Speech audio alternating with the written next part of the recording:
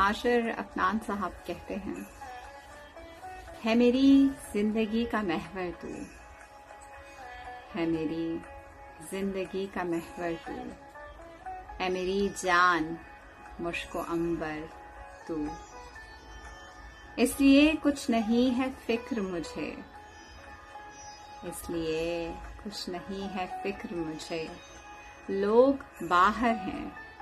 دل کے اندر تو، ایک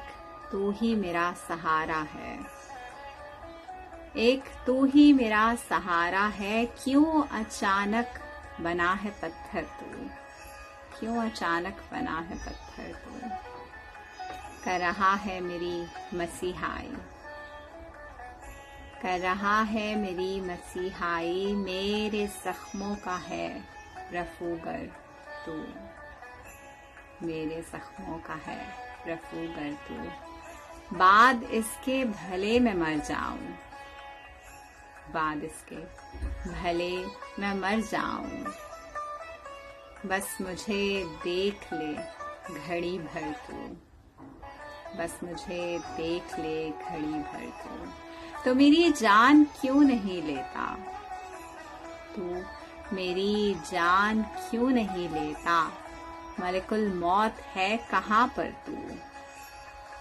زندگانی بہل بھی سکتی تھی، زندگانی بہل بھی سکتی تھی،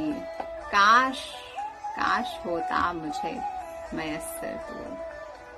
زندگانی بہل بھی سکتی تھی، کاش ہوتا مجھے میسر تو، ہے میری جان، ہے میری زندگی کا محور تو، ہے میری جان مشک و عنبر تو۔ حاشر افنان صاحب۔